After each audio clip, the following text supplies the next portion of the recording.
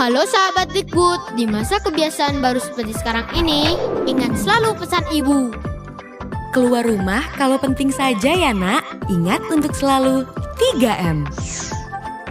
3M itu mudah dilakukan dan bisa mencegah penyebaran virus corona.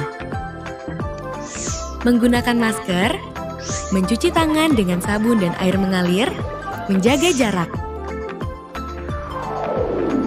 Sahabat Dikbud, kalau kamu sayang keluarga, jangan bawa virus ke rumah ya. Ingat pesan ibu, ingat 3M.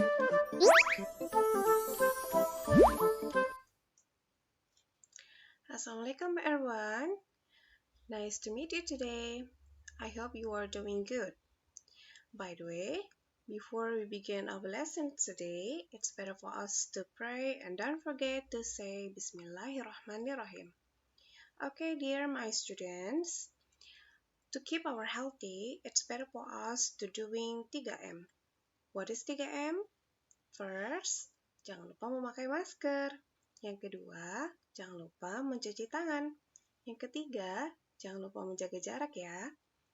Oke, anak-anak sekalian, langsung saja kita masuki materi kita pada hari ini, yaitu tentang descriptive text.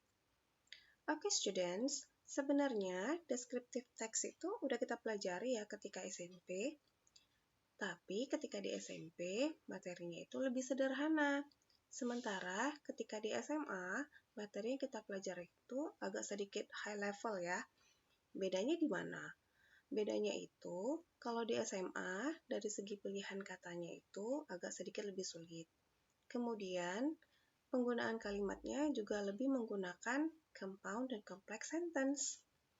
Oke, anak-anak sekalian, di SMA, descriptive text yang kita pelajari yaitu tentang describing historical places.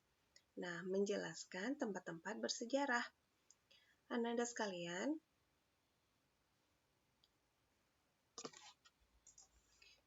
di definisi dari descriptive text itu apa ya? Descriptive text itu adalah sejenis teks yang menjelaskan atau menggambarkan orang-orang, tempat, dan hal-hal atau benda-benda tertentu secara spesifik atau detail. Nah, tujuannya itu apa? Tujuannya itu adalah untuk menjelaskan ataupun menggambarkan orang-orang, tempat, dan hal-hal atau benda-benda tertentu. Nah, anak-anak sekalian, setiap teks itu pastinya memiliki text structure ya. Descriptive text juga seperti itu. Nah, text structure dari descriptive text itu ada satu, identification. Nah, identification itu biasanya terletak pada paragraf pertama. Yang dijelaskan pada identification adalah memperkenalkan siapa dan apa yang dijelaskan pada teks tersebut. Nah, text structure yang kedua adalah descriptions. Di bagian descriptions, biasanya itu lebih panjang ya paragrafnya. Di dalamnya itu terdapat penjelasan tentang characters atau ciri-ciri khusus, parts atau bagian-bagian yang ada di dalam tempat atau benda tertentu, kemudian kualitas dari subjek yang mau kita jelaskan. Nah, sampai di sini cukup jelas ya tentang text structure-nya. Simple kan, sederhana ya, hanya ada dua, identification dan juga descriptions. Nah, kemudian kita masuk ke dalam language features.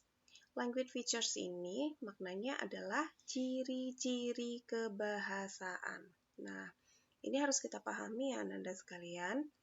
Ciri-ciri kebahasaan dari descriptive text itu yang pertama adalah penggunaan adjectives. Nah, masih ingat nggak adjectives itu apa? Adjectives itu adalah kata sifat. Nah, kata sifat yang digunakan pada descriptive text ini yang pertama adalah single adjectives atau kata sifat yang hanya satu kata saja. Contohnya yang mana? Ini bisa kita lihat di sini. Strong, old, rare. Apalagi kira-kira? Beautiful, pretty, diligent, dirty, clean, dan lain sebagainya. Kemudian ada compound adjectives. Nah, kalau compound adjectives itu biasanya itu lebih dari satu kata. Dua kata yang digabung menjadi satu, maknanya sebagai kata sifat. Contohnya gimana? Old-fashioned, well-known, nah, dan lain sebagainya ya. Kemudian, degree of comparisons atau tingkatan. Nah, contohnya seperti apa? Better, more delicious, the worst, dan lain sebagainya. Nanti kamu cari sendiri ya di rumah. Nah, kemudian ciri-ciri kebahasaan yang kedua adalah noun phrase. Nah, noun phrase, ada kata noun di sini. Noun itu adalah kata benda. Sementara ada kata phrase. Phrase itu adalah gabungan kata-kata.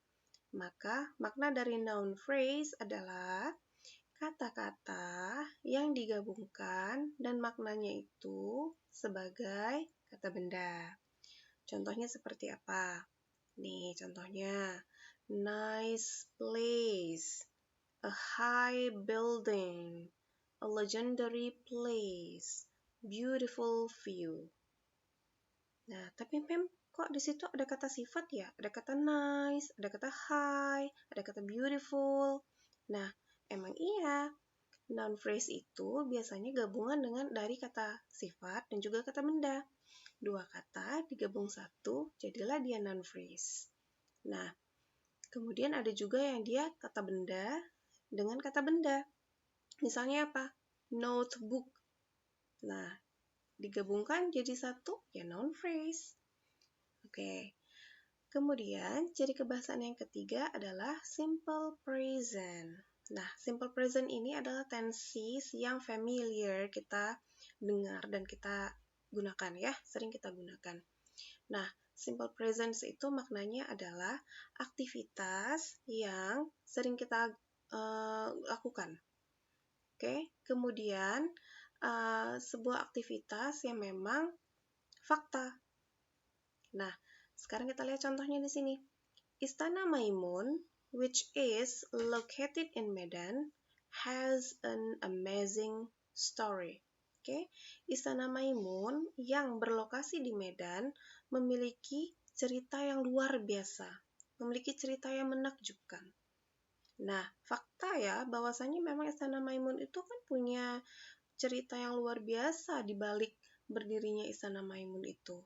Nah, kemudian apa yang menjadi ciri-ciri dari simple present di sini? Ada penggunaan kata is sebagai to be-nya. Dan ada penggunaan kata has.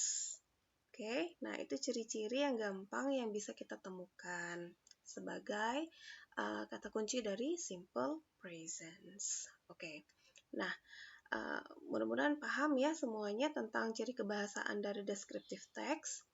Oke, lanjut ya. Nah, ini adalah contoh-contoh dari historical places yang bisa kita temukan di Indonesia, bahkan di luar, tapi sering kita lihat.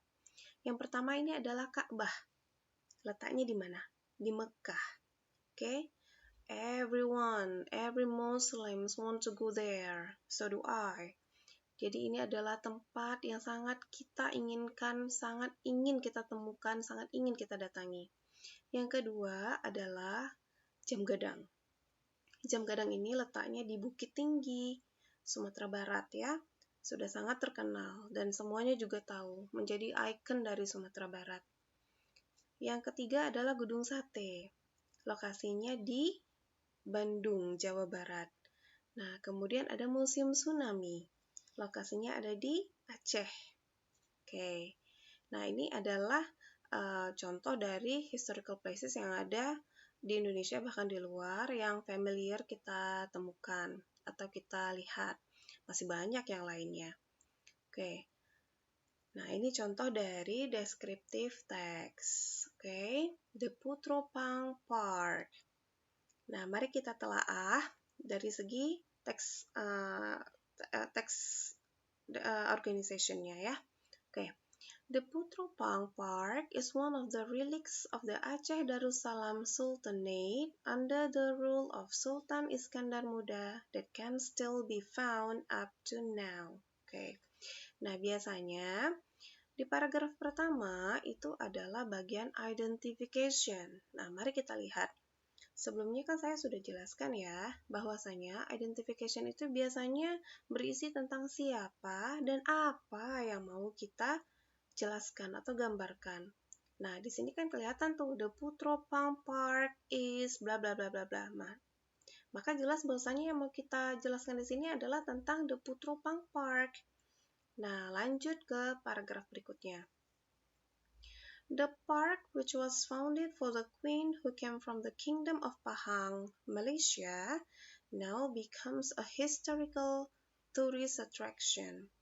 Located in the center of Banda Aceh, the park can be easily accessed not only by private but also by public transportation. There is a spot inside this complex called Gunungan, the place that was formerly used by the queen to play when longing her hometown. In addition, there is also a small building known as Pinto Cop and the cage dominated by white. Oke. Nah, masih ingat nggak di bagian description itu isinya tentang apa? Oke, ada tentang bagian-bagian. Oke, ada tentang characteristics. Nah, ada tentang kualitas atau the quality. Nah, mari di sini kita lihat kan ada bagian-bagian atau di Putropang itu kita bisa temukan apa aja. Ada kita temukan gunungan, oke. Nah, kemudian ada namanya pintu kop, ada yang namanya the cage, kemudian the cage dominated by white. Nah, karakteristik ya. Nah, jadi sederhana saja sebenarnya ya.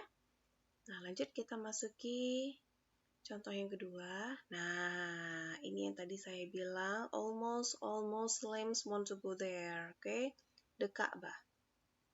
The most sacred spot for Muslims. Nah, mari kita telaah dari segi linguistic features atau segi kebahasaannya.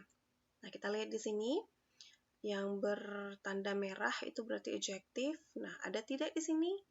Ada kata small, ada kata black. Oke, nah ini adalah single adjectives. Kemudian yang warnanya kuning itu adalah noun phrase. Nah, mana dia yang noun phrase? The most sacred spot. Oke, apalagi gray stone. Nah, ada lagi silver and gold lamps. An enormous cloth, a heavy silver band. Okay, next, compound adjective. Okay, compound adjective. Kata sifat yang lebih dari satu kata. Okay, contohnya apa? The cube shape, originally white.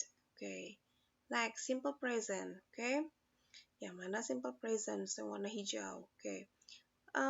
The cube-shaped structure is roughly 50 feet high, and it is about 35 by 40 feet. The interior contains nothing. Located in the eastern corner of the Ka'bah is the Black Stone of Mecca.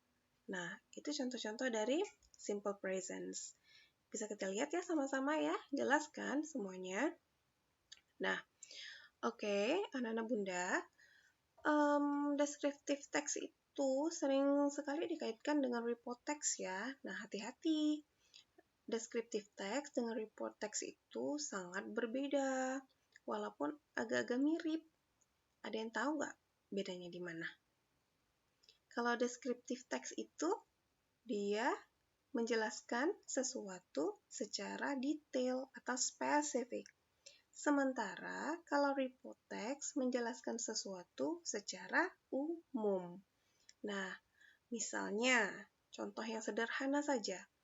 Kita ambil misalnya animal ya. Kita mau buat animalnya itu tentang cat. Kita mau describe tentang cat. Nah, kalau dari segi descriptive text, kita buat judulnya itu My Cat. Nah, jadi yang kita jelaskan itu apa? Ya, kita jelaskan saja karakteristik dari kucing kita tuh seperti apa. Dia biasanya makannya apa. Kemudian dia biasanya bangun jam berapa, tidur jam berapa, apa saja yang dia lakukan. Nah, kalau lain dari biasanya, dari kucing-kucing biasanya, boleh tidak? Ya boleh saja, kan itu kucing-kucingnya kita. Nah, sementara kalau report text itu berbeda. Dia harus dijelaskan secara umum. Umumnya kucing itu seperti apa? Jenis kucing itu ada berapa? Kemudian bulunya bagaimana? Karakteristiknya seperti apa? Umumnya dia makan apa? Makanya biasanya report text itu sebelum dituliskan harus melalui yang namanya research atau penelitian atau ada pengumpulan data terlebih dahulu. Oke, paham ya Ananda sekalian? Nah, sepertinya begitu saja yang bisa saya jelaskan pada hari ini.